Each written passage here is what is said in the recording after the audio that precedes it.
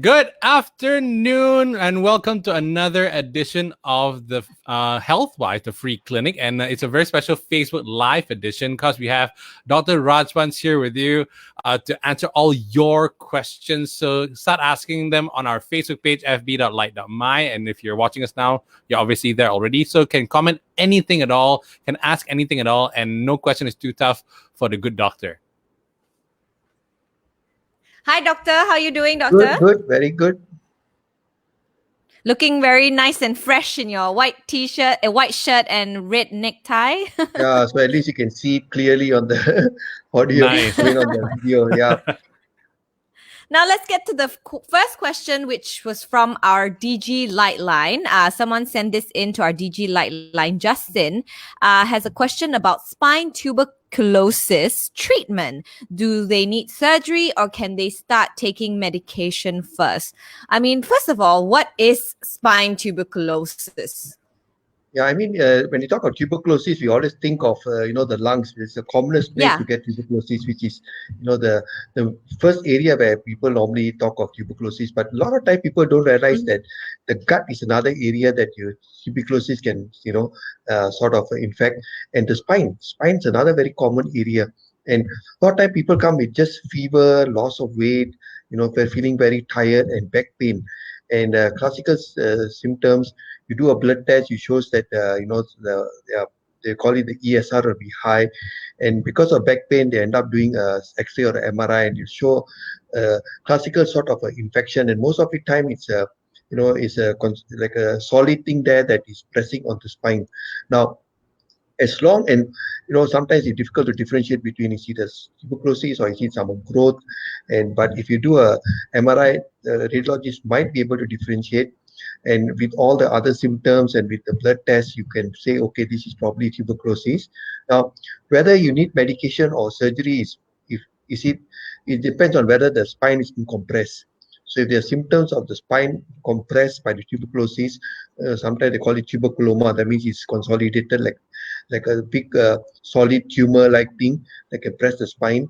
And if you got symptoms of spine compression, then they got no choice but to do surgery. They have to go in and decompress the spine. But most of the time, if there's no compression, we get away with medication. Spine tuberculosis, like lungs, you need to take medication for 6 months. Sometimes spine might take even longer, 9 months to a year. Then, of course, the doctor has to do recurrent blood tests, check your, do a recurrent MRI to see whether that tuberculosis is shrinking. But the good thing is the prognosis is very good. The treatment-wise, if you start the treatment early and there's no spine compression, prognosis is very good. People will completely recover. So this tuberculosis is actually like a virus? It's an infection? Oh, it's a bacteria. Okay. Mycobacterium. So it's a mycobacterium that is somehow, most common again through the lungs, through the air, but somehow the tuberculosis can spread. People have got it in the gut, people have got it in the spine, so it can spread anywhere. How do you know that you have it? Spine, though? Yeah. It will through your blood, because you got blood vessels, blood can flow. So tuberculosis enter the blood vessels, and from there it can go anywhere. You also got tuberculosis in the brain. You got patients who come with tuberculosis in the brain. So tuberculosis can go anywhere, in the joints, anywhere can spread. Though rare, but lung is the most common. Second is normally the gut and then the spine. Oh. What are some of the symptoms to look out for? Like, a lot of people have back pain, but how do we know if it's spine tuberculosis or not? Just the regular. You have other sort of symptoms. You'll have fever, you'll have loss of weight, you get sort of night sweats, you feel very lethargic. So they don't have just back pain, like simple back pains. You got other symptoms that suggest an infection is going on, and a blood test will show an infection.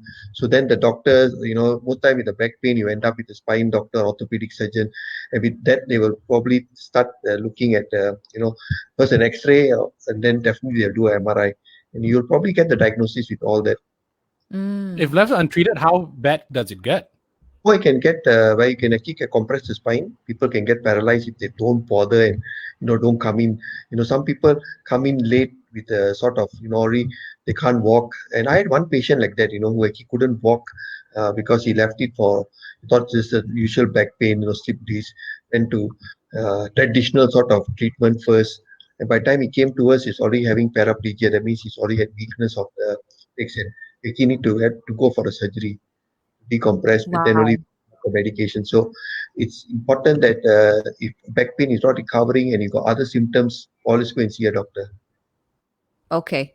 So after surgery, medication, he is able to walk, or Yeah, a he's bit lost better, the much better. ability? He's walking now, not as best as before, but he Okay. was able to walk. With Okay. physiotherapy and all, he was much better.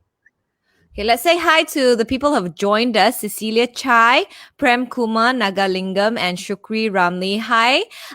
You can actually ask your medical question to the doctor, and he will answer it straight away here on our free clinic. This is our special Facebook Live free clinic session with Dr. Rajbans.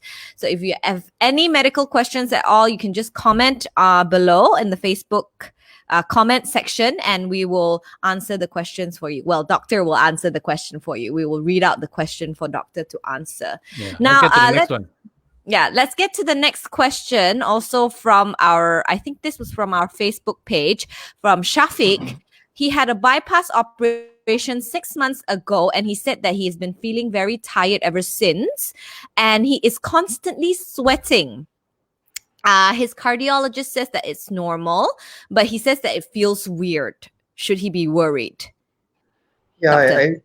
not everybody gets this type of side effects. I got patients who had bypass surgery where they don't feel anything. They're much back to normal. They do normal, but some of them do have effects. Now, a very common one is feeling tired. That is one common this thing.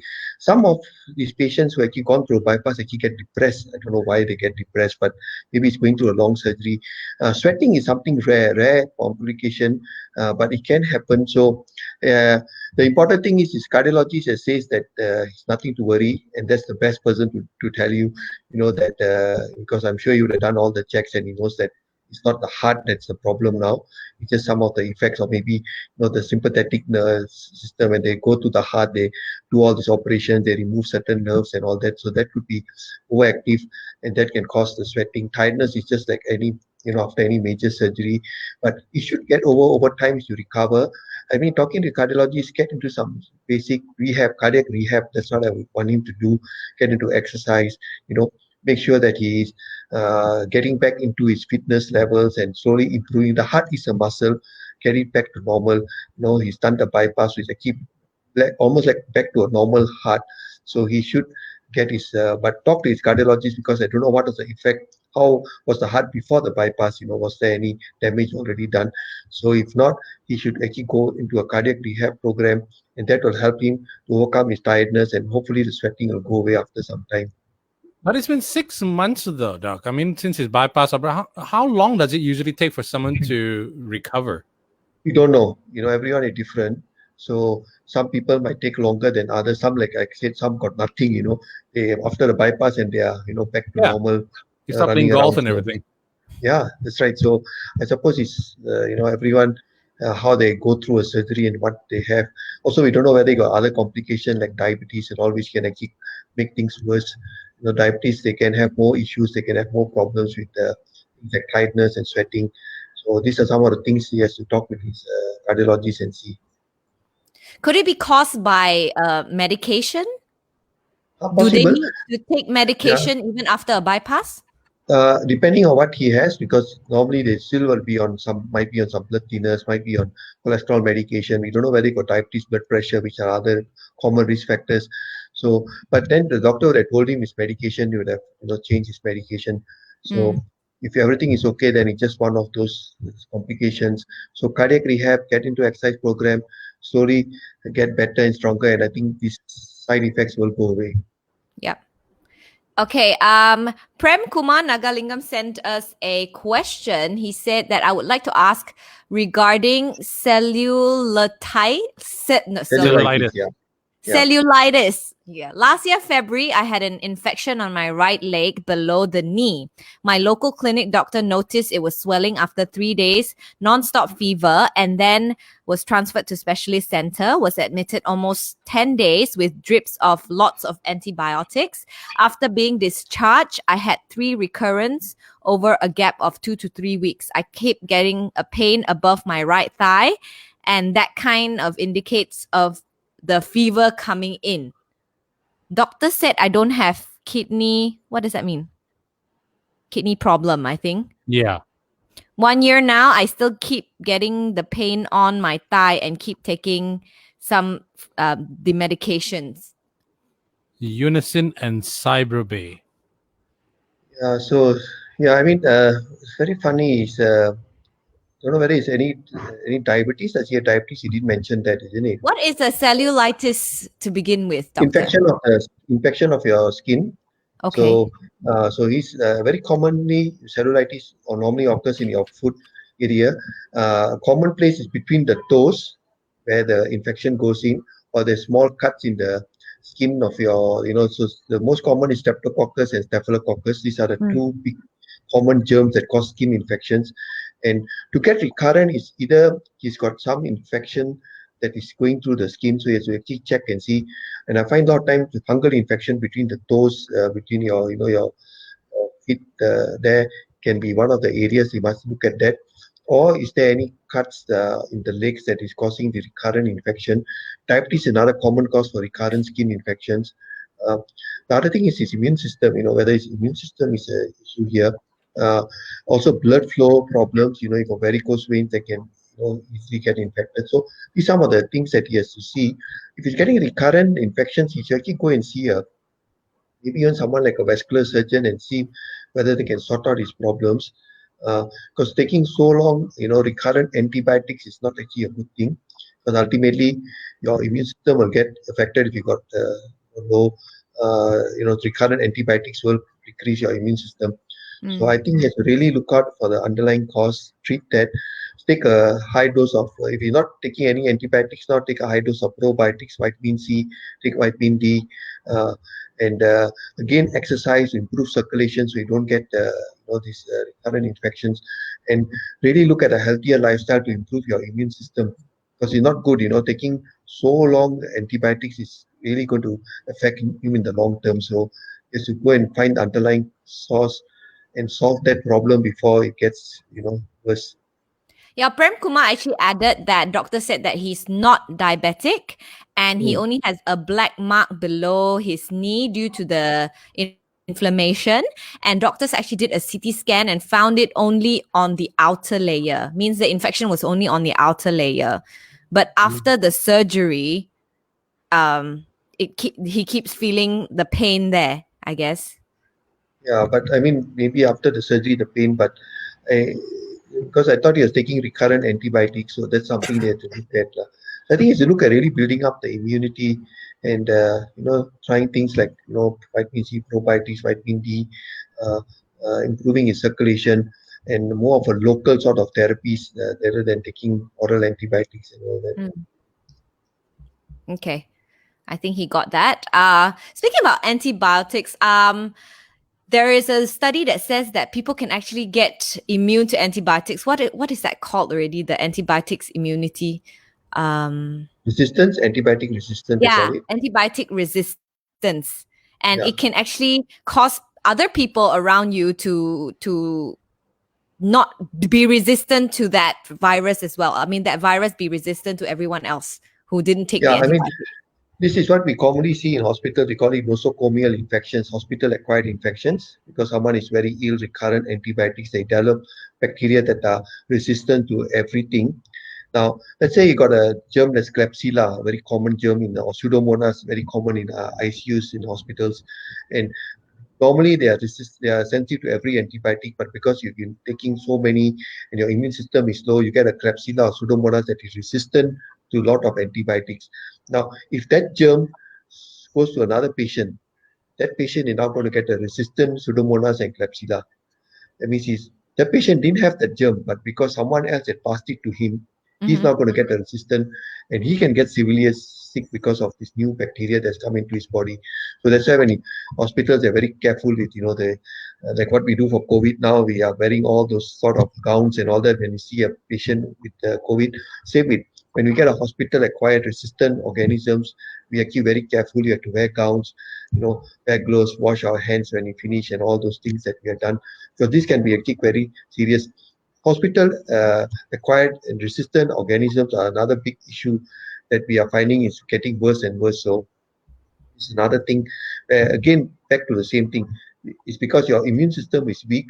These Mm. bacteria are able to overcome your immune system and you get resistance to those antibiotics. So again, it's again making your immune system strong.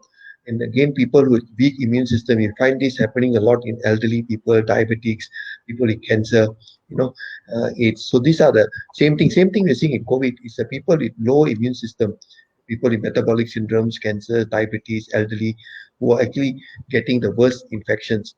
And that is not just from COVID, but from every infection out there. If you have a poor immune system, you're going to have a more serious illness compared to someone who's got a good, strong immune system. Mm. So at the end of the day, it still boosts your own immune system. Yeah, I mean, hand in hand with whatever treatment you need, but I think this goes hand in hand. So sometimes I think we neglect that part. We think everything can be cured with a drug or some chemical, but must be careful because there's a limit to what we can do. Once you have resistant bugs, we doctors also don't Yeah, know what to do because you got, yeah, because you know, they yeah. Yeah, can't you can they get can't more kill it with the strong antibiotics. antibiotics. Yeah.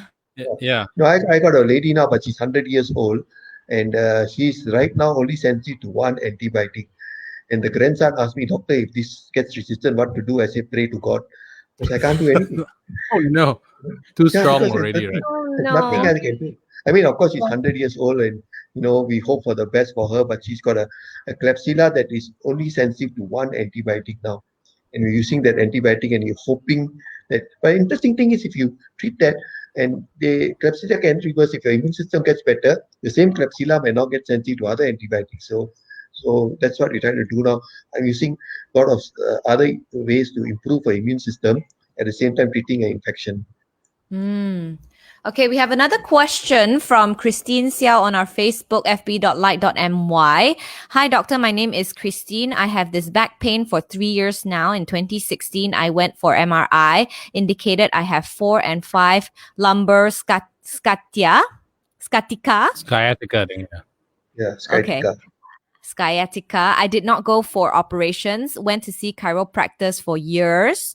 On and off, it gets better. If I stop the treatment with the chiropractor, getting up in the morning is really painful. Recently, I slipped and fell. It hurts even more. Do you think I should go to see an orthopedic or have a back operation? What's your advice? I think she has to go and see a spine doctor, not just orthopedic, but a spine orthopedic surgeon. Uh, it's going on for too long, and what I worry is that maybe there is a compression of the disc is compressing her spinal cord, and this is causing issues. And after the fall, whether it's got aggravated, so she has to go and see a spine doctor and see. I mean, there are a lot of new techniques that the spine doctors do. Where they just go in, they might use injection, or they might just go in and just take out that spur that is causing the problem. So, and this spine surgeries are no more like those days where you actually think of a huge major surgeries that are going on. Most of them are quite fast, very with the new techniques. They got laser techniques and all that. So, yeah, I normally suggest when people got back pain, learn back exercises. Not getting better, see a physiotherapy, see a chiropractor. But if all this and it's still not getting better, they have to go and see a spine doctor and see what they say, whether this one will, get better with the surgery. What is a lumbar 4 and 5 lumbar sciatica? What is that? That means with the 4 and 5, you got your vertebrae, you got the cervical 7, and then you got your thoracic 12, and then the lumbar, there are 5 of them. So the fourth and fifth is what they call slip disc. It's a simple Mm. word they use. Ah, And, yeah, so the thing has moved and is pressing on your spinal cord. So that's why they call it the 4 and 5 sciatica. So that part is pressing on her nerve, and if he's not getting better with all the therapies, and she just had to go out and take out that spur that is pressing on that nerve because she's got sciatica. Sciatica means the pain is radiating down to the leg. So she's Mm. already getting a neurological symptoms, uh, not responding to conventional therapy. So I think she probably is a candidate for surgery, but go and see a spine doctor, let them decide.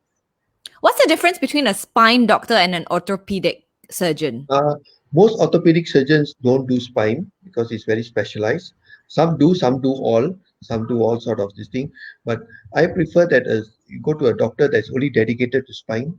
That means he doesn't do anything else. He's not going to do hip or knee or anything else. He only is a spine specialist. So they are basically very focused on the spine, and they are probably up to date with the latest because they don't worry about anything else. They just only do spine.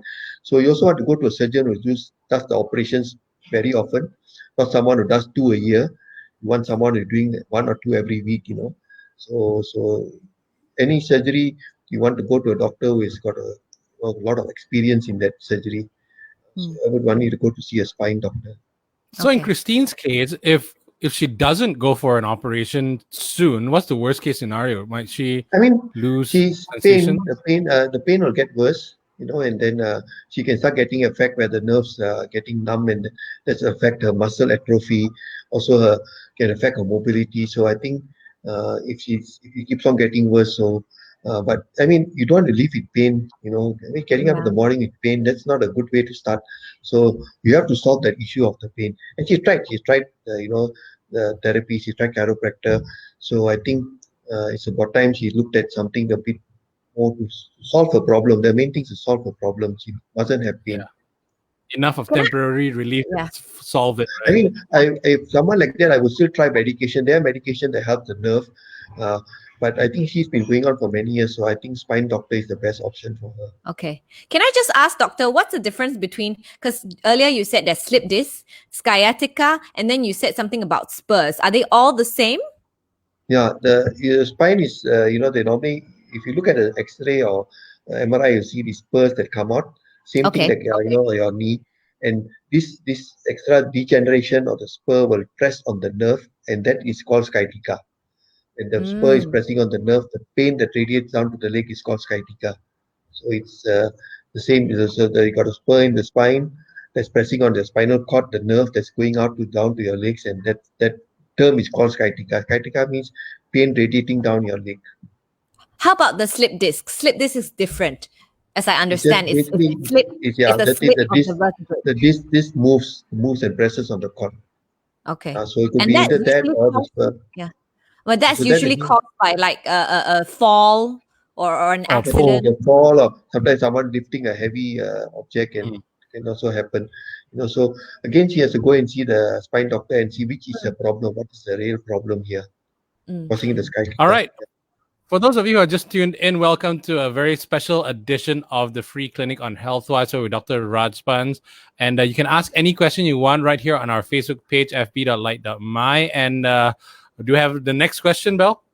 Yes, we do. It's from Sila Lord. Hi, doctor. I have sinus problem and it doesn't go away after years of contracting it in my teens. I am over 40 now. Can I know the sinus problems affect my immune system as well? I don't know if you can contract sinus, doctor. You just have it, right? Yeah. It's a chronic inflammation in your sinuses, So basically, this is what is sinusitis, is chronic inflammation with probably recurrent infection that make things worse. It is when you get the infection, you get all the symptoms of sinusitis, and then it goes away, and then you still get a chronic sort of thing. And it's not very easy to treat. Doctors will give you medication to decongest. Sometimes those days they even used to do surgeries where they go and clean up the whole sinuses, but it's recurrent. And I think it comes back to basically, your definitely back to the immune system again, and definitely chronic inflammation is going on. So you must reduce your inflammation. And what causes inflammation?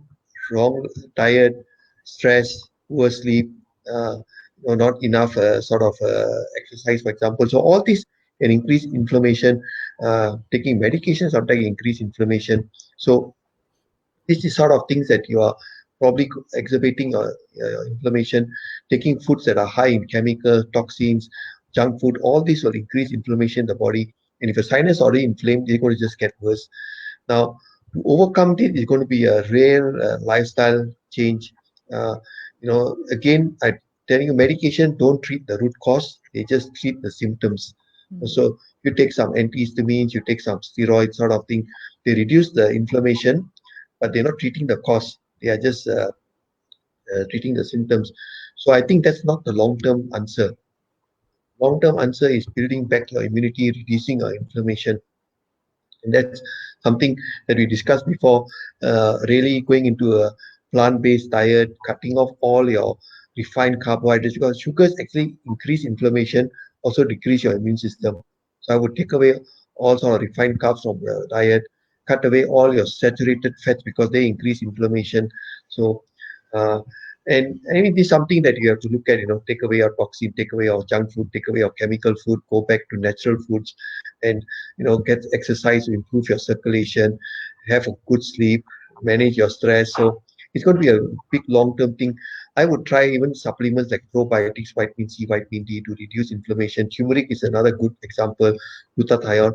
So there's a whole things that we can discuss here, but I think she must understand that it is a lifestyle change, and it's something that you have to really look at.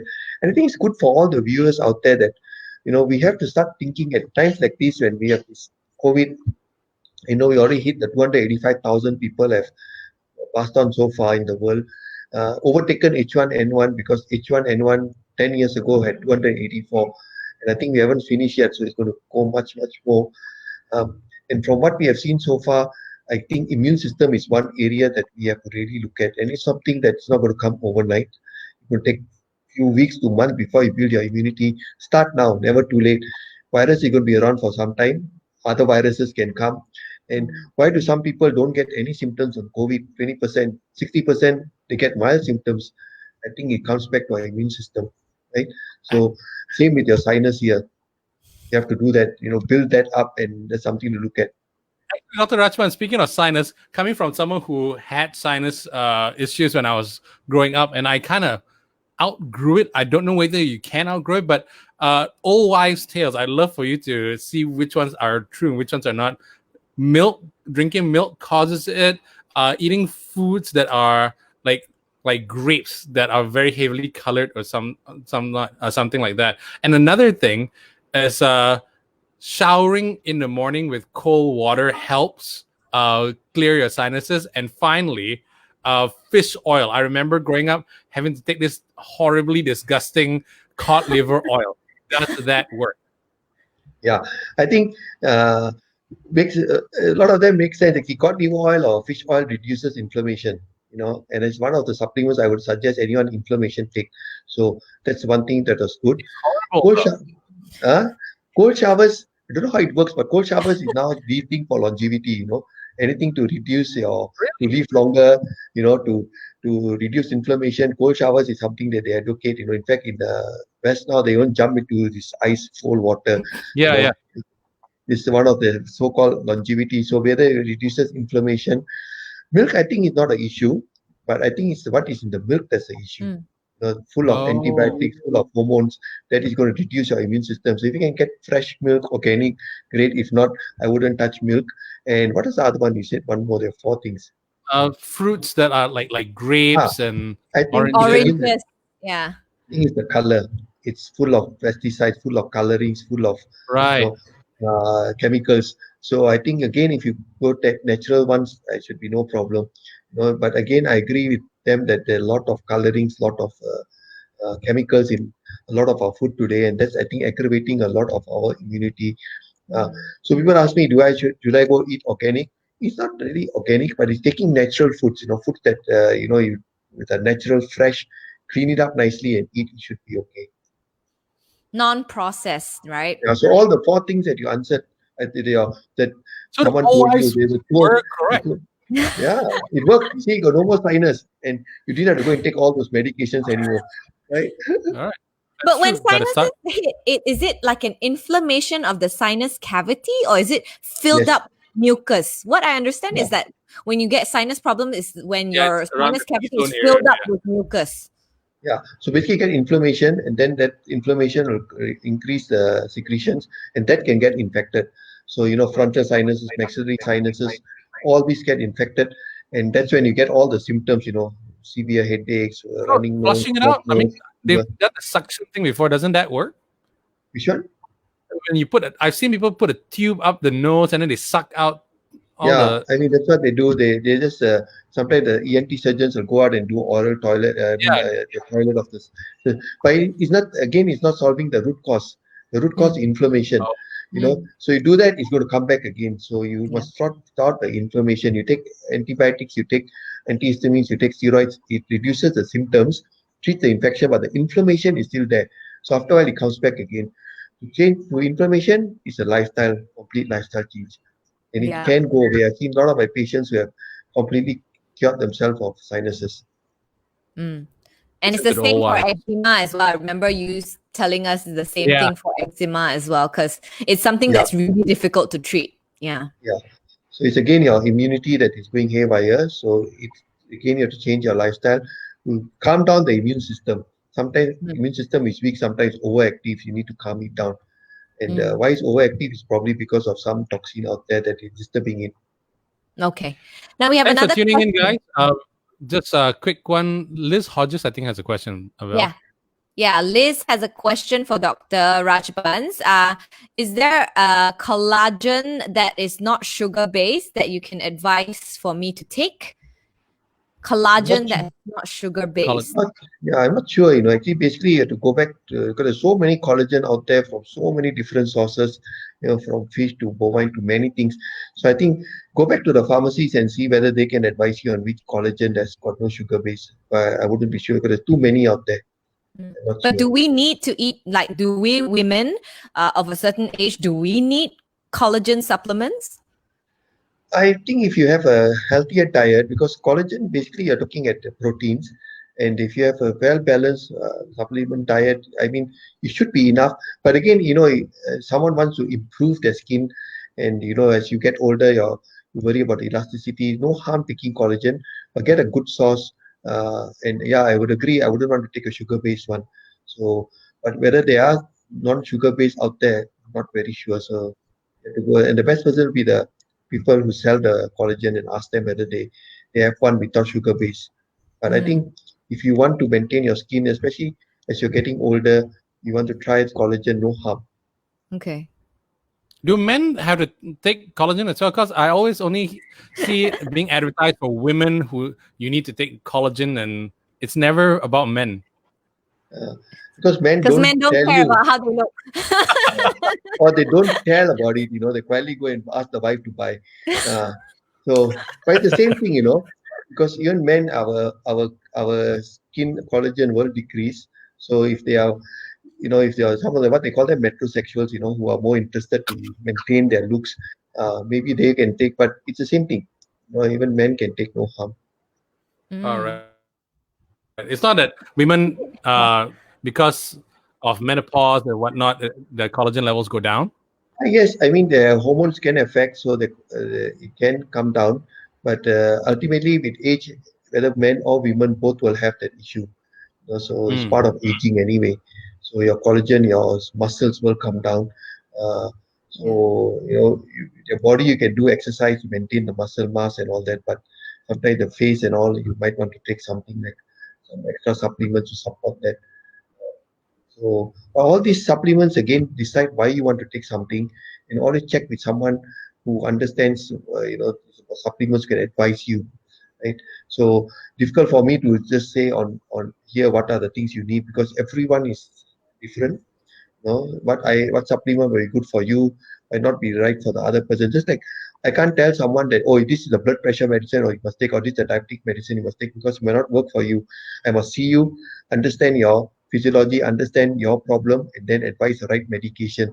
And I think supplements is the same. It's not something that you can just buy off the shelf because you thought someone said it was good. You must know why you're taking it and talk to someone who understands and can advise you. Whether it's a nutritionist, a dietitian, a pharmacist, a holistic doctor, or a medical doctor who understands something. It's like this thing I always see. There's this big billboard: "Take sheep's placenta," and it always freaks me out. I'm like, what? Why? What does Yeah. it do? So again, it's important that if you're taking something, you must keep talk to the person who is you're buying it from and say, advise me. Whoever you buy it from, make sure they understand what they're talking about and what they're selling. Okay. We are live on Facebook with Dr. Rajbans for a very special edition of Healthwise. This is our free clinic.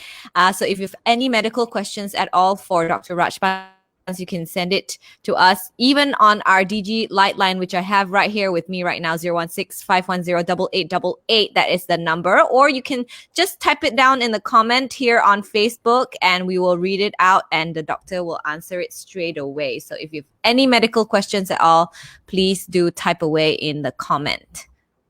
Now let's get to another question that we found from our DG Light line. This is from Nina.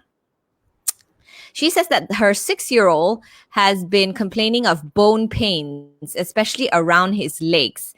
He is very active. He eats all the time and looks normal, but every night he complains about the pain. Why is he in pain, doctor? 6-year-old. Could it be growing pains? Yeah, probably growing pains is more in teenagers, when they're a bit more older. But even 6 years old, I suppose they are growing, so they can have growing pains. But I would still wonder to go and just check with a pediatrician, just to make sure, because you want to say here that it's just growing pains, because normally growing pains I find is more common in teenagers when they're really having the spurt of growth. So 6-year-old, but of course he's running around a lot, and that could be causing his pains, or is part of the growing pains. But legs, or he complains more of the legs, just go and check with your GP or your pediatrician, and just get them to just make sure there's nothing else that's going on. I would want her to do that. And it's only at night. Could it be this thing in Chinese? We call it feng sup. Is it like rheumatoid arthritis? Is that called feng sup? Yeah, but children, you got it right. Yeah, but juvenile rheumatoid arthritis is actually a serious disease. So I doubt that it is, because they get more serious pains. And so I think feng sup is more, it's like wind or whatever they call it, or bone pains. They're probably part of the growing pains, but again, you must go and check, get a doctor to check it out. Okay. All right. Hope that answers your question, Nina. If you have any questions, you can just send it to us here on the comment section of our Facebook Live, fb.lite.my. Liz actually said that she takes the collagen because it helps stabilizes her hormones. Does it work? Collagen to stabilize the hormones? Collagen helps the protein, but I don't know how it will work with the hormones. I mean, you're taking protein will help to improve the hormones like growth hormone and DHEA. So maybe that's how it works, because you want to improve your growth hormone, for example, you can take protein supplements. Collagen being a part of protein, maybe that's how it helps. So, I mean, if it's helping her, fair enough, just carry on. I think also you must see where you got your advice to take collagen from, I guess, to stabilize your hormones. If it's from a doctor, then maybe okay. But if it's just like friends are telling you, oh, I can take collagen and I don't feel so much of my menopausal symptoms and whatnot, then you better go get checked by a doctor as well, right? One thing we must always remember is what we call a placebo effect. If your mind believes something is going to work, it works, right? And we doctors have tried placebo effect many times, in our practice.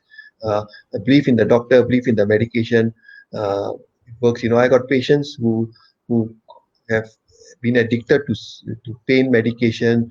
You give them things like morphine, pethidine, because they got severe pains, and then one day they keep on complaining. You take distilled water and you tell them this is the most powerful painkiller, and you give it to them and the pain goes away.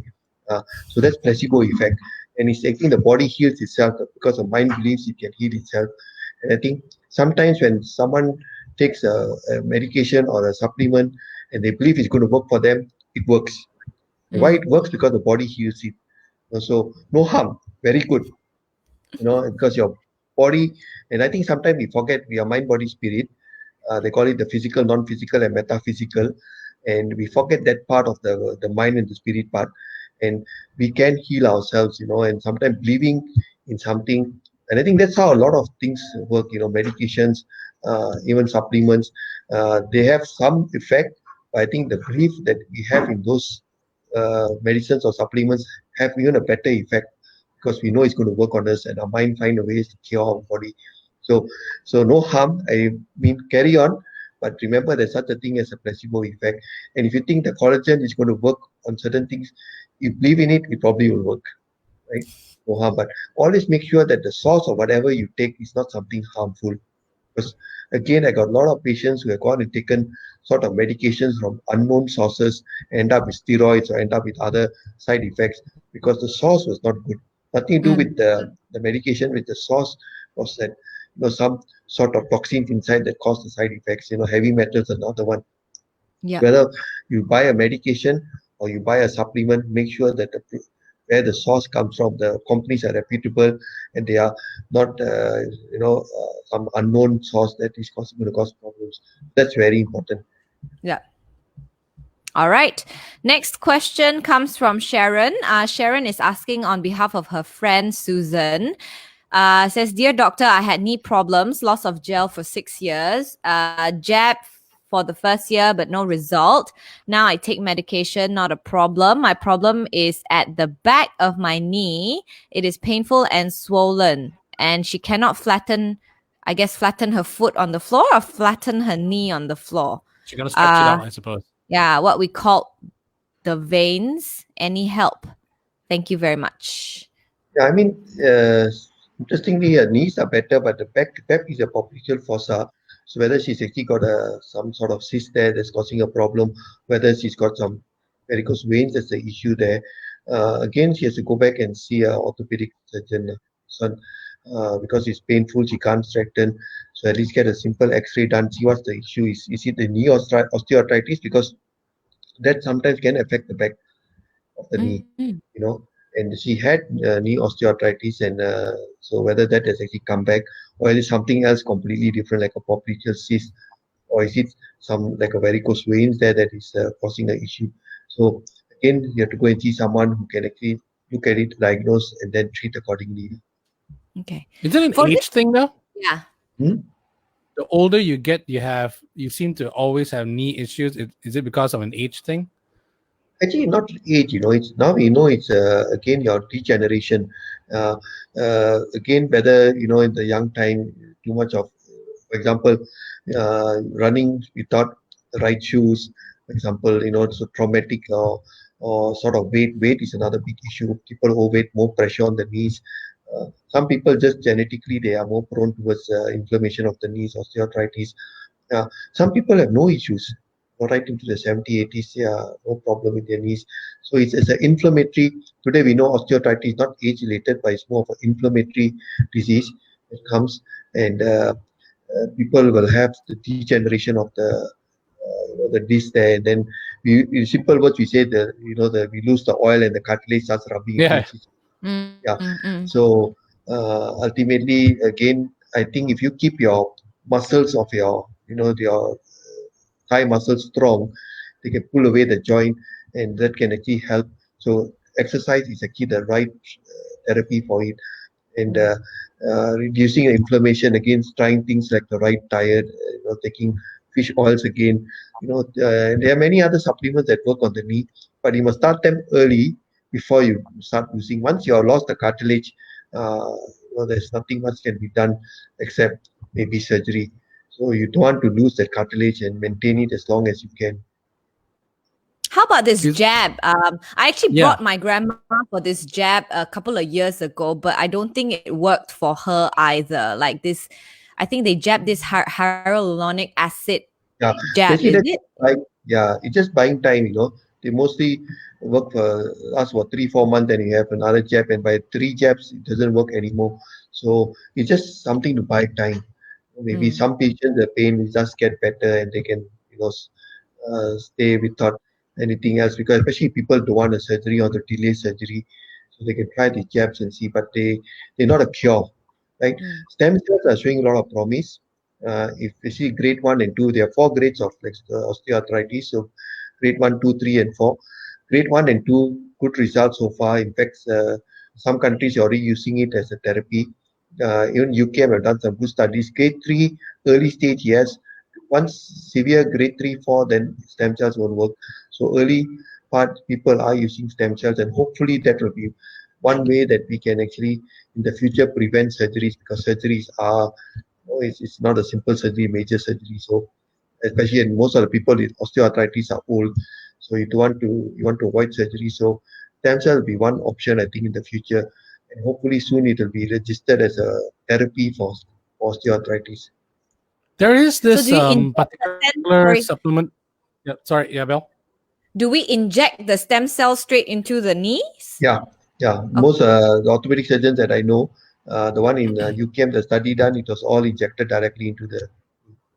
So Ugh. you have to take the stem cell from the person themselves, because No. I remember asking this for my grandmother who's 93, and the doctor was telling me that your grandmother's stem cell is not as active as it used to Yeah, be, so yeah, it might not work with yeah. someone We who actually take is from a older. yeah. We take it from baby cord, young cells, and they can be no Mm. problem because stem cells are immunogenic. That means I can take from anybody and inject into anyone. Oh, So it's there's no only need for matching. no need, not for mesenchymal stem cells. They don't need matching. Uh, so you can use anybody's cell. There are about 4 or 5 labs in Malaysia that do this now. That make stem cells uh, from baby cord, and this can be taken for a lot of it still under research. But for osteoarthritis, I think it will soon be a therapy. There is this Interesting. supplement that my mom once took because she had knee issues at one point as well. It had a combination. I won't mention the brand, but there was a combination of glucosamine. I think there was something called MSM in there as well, and also I mean, chondroitin. chondroitin. Yeah, I mean, these are the Yeah. three early ones that came out. MSM, uh, chondroitin, and glucosamine. And then there are other many more that are coming on. That you got from muscle extract that seems to have got good studies in New Zealand. You got another one that's from avocado and soy. So there are a lot of supplements that seem to work for. But then all might you need to take early, not when they already damage is too far. So early when you see that you already have some knee pain, you go and check with the doctor and they say, oh, you're having early osteoarthritis, grade 1, or start looking at exercise, physiotherapy, right supplements, and hope to maintain that so that it doesn't get worse. And then if you're still not getting better, stem cells will be the next option, and because you want to go to a stage where you're severe. The reason for surgery, only two things. It affects your activities of daily living. That means you can't do what you wanted to do before. Number two, you can't bear the pain, not working with all the therapies, the pain you're getting. So these two are real indications for surgery. So if you can make sure that there's no pain and that you're still able to function as what you were before, then you don't need surgery.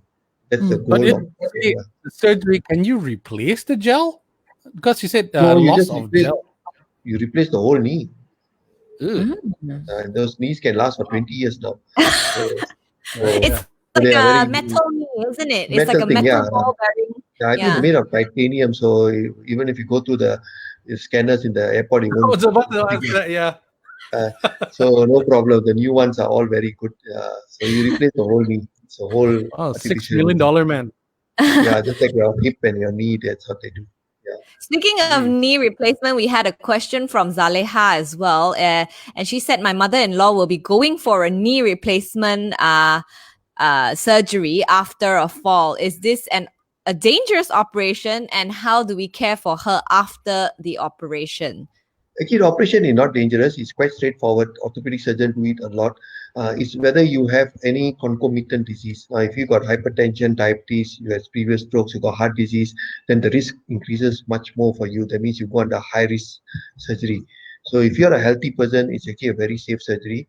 A lot of my Mhm. orthopedic surgeons, what they do is they get people like us to see the patient first, make sure they are fit for surgery, check everything, and make sure everything is okay.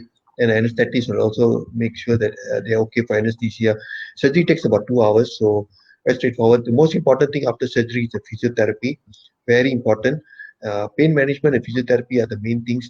And most patients within a week they're walking again.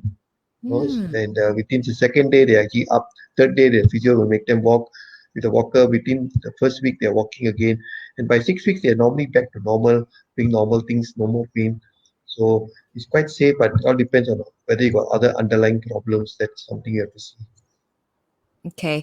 We have 10 more minutes to our Facebook Live session. This is a very special edition of Healthwise, free clinic with Dr. Rajban. And I think we have time for one last question. And Uipek I just sent in this question on our comment.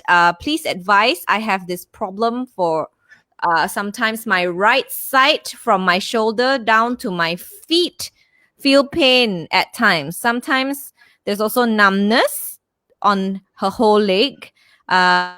She exercised most of the days, but she still has this problem. She can't walk too long, as below her feet it will get really hot. So the pain goes from the right side, from the shoulder all the way down to the feet, and she'll get numbness, and also the bottom of her feet will get very hot if she walks too much. I mean, all the symptoms are what we call neuropathy. Is the nerves getting involved? So whether pain, numbness, feeling hot. So all these are nerves. It's not the other things. It's the nerves. So what is causing that can be, there's a whole the medical textbook. There'll be probably a whole chapter on nerves and causes of nerve pain. From simple things like diabetes to just vitamin deficiencies to hormone problems to toxins. So there's a whole list down there. And but this one she has to go and get it checked up. Why this is happening? Quite doesn't fit into anything. If it was like a spine or a like a sciatica, you know the location. But something from the shoulder right down to the feet looks like something more generalized. So we have to look for more of a systemic cause, and so that needs a whole workup. You'd be surprised. I think the vitamin B12 deficiency, low hemoglobin, a kidney issue, a liver issue, thyroid problems.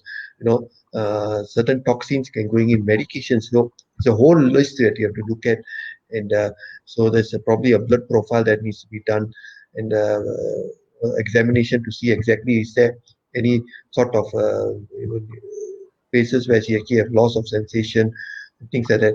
So it's definitely a nerve problem because all the symptoms are nervous, pain, hot, and numbness. So this one you need to get checked up. Difficult for me to pinpoint what's the cause. So she has to go and see someone and maybe see a neurologist, for example.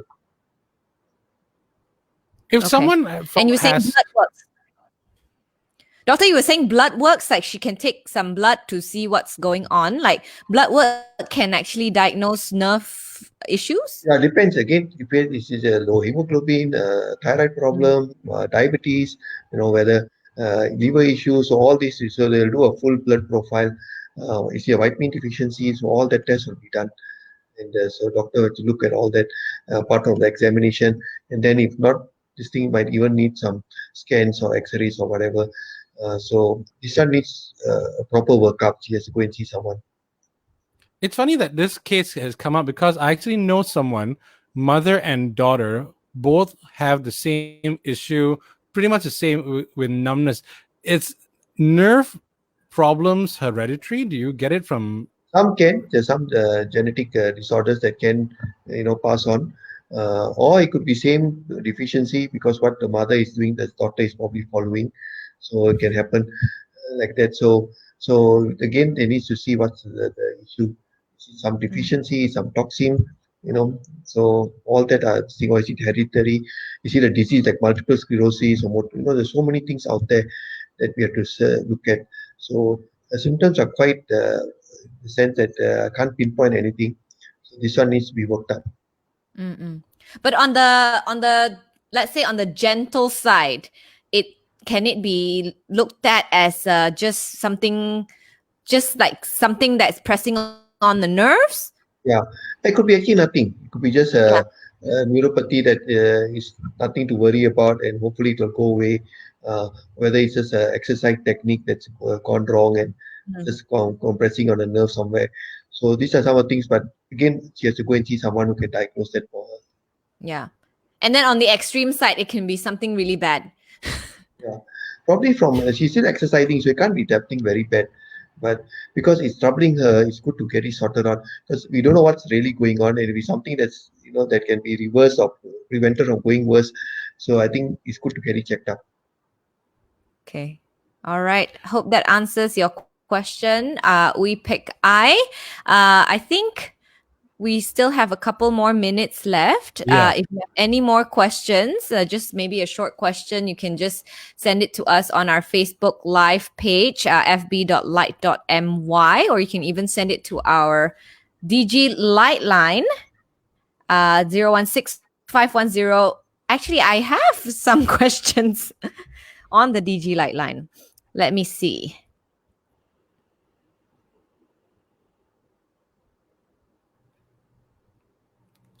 Actually, I have a quick question for Dr. Rajbans because this was slightly earlier on. It was about cabin fever, and it's actually all about MCO, CMCO, whatever. We're all going through this because I know a certain someone who, because we're all at home, we're working from home. Technically, you shouldn't be so stressed, but this certain someone has developed more gray hair. Is that something to be concerned about?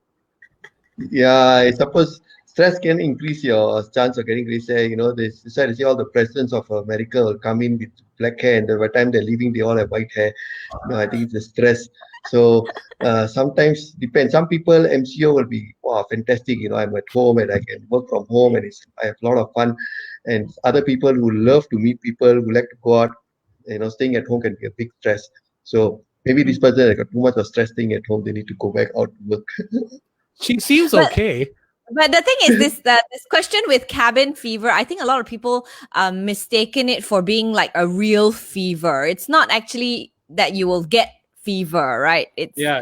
cabin fever. It's like you It's a get phobia. irritable, you get irritable at all these little things, and then Yeah. you feel The very Malay term is restless. rimas. Yeah. Yeah. Irritable and restless and all the underlying anxiety. So it's all part of that, cooped in. Yeah. So you must learn. But actually, on a really serious note, on the gray hair thing, Dr. Rajpans, if you don't mind me asking, how some people told me to take magnesium or something just to get your hair darker again. Does that even work? Or iron? No, I doubt it will work, but magnesium will help you calm down. So that way it will help that way to relax you, to be less irritable. So magnesium will calm you down. But I would try things like breathing exercises, mindfulness, meditation. I think that will be better. All right. Bel, You anything don't on the look like- DigiLite line? You don't look like you have any white hairs or gray hairs on you, JD, except for Oh my on- god. You notice? Yeah, geez. Yeah, the beard.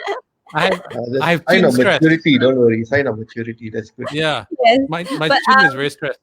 No, we didn't get anything from the DG Light line. They're mostly song requests. I Song apologize. requests. Yeah. Because I'm very concerned about this because I've heard someone who went from having a full head of dark hair to graying in a matter of a few months. And next thing you know, he had health complications and whatnot. Is it a sign that you're going to be getting something soon? No, it shouldn't be. I mean, people, when they start getting gray hair, it can come quite fast, but it's got no relationship as such to disease or aging. I know someone who had gray hair in his early 30s and today is 90 years old and still very healthy. So I think there's no correlation between gray hair and disease or aging. But stress has been shown to sort of, worsen or fasten people getting gray hair. So that's one definitely we know.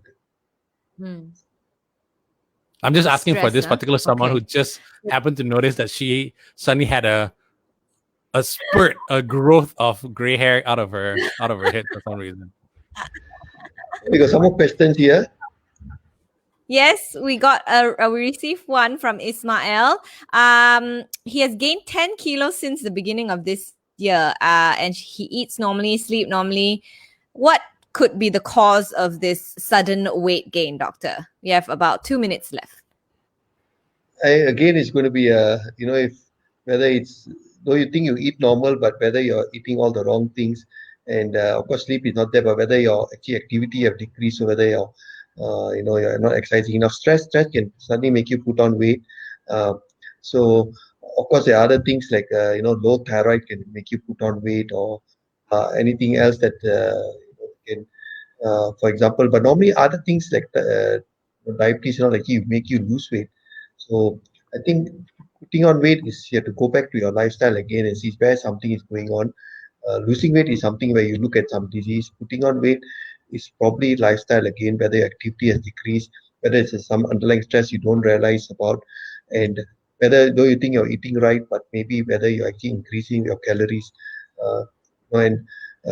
So whether beginning of the year already MCO was starting the last 2-3 months, whether that was one of the reasons. So it could be anything. But if he keeps on gaining weight, he still has to go and get it checked up and see what's suddenly happened. Why 10 kgs in such a short period? Yeah. Losing 10 kgs is something very worrying. putting on 10 kgs is, again, most of the time is back to your lifestyle. Okay. So he has to go So and you're check his saying thyroid.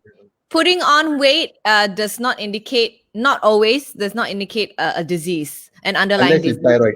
Unless it's Unless it's hypothyroid. thyroid. Okay. Thyroid. But if Thyroid, you low lose thyroid can 10 increase. kilos, then there's something wrong. Concerning. Oh, there's definitely something wrong. And then we Okay. have to find out what's the cause. Yeah. Okay. All right. All right. I Fascinating. think that's about all the time we have with Dr. Rajbans for today's free clinic on HealthWise. Thank you all so much for your questions. You can actually watch this video again on our Facebook page if you like to listen to all the answers given by Dr. Rajbans again. And hopefully we will do this again in 2 weeks' time with Dr. Rajbans. Exactly. Okay, thank you. And Dr. Rajbans, thank you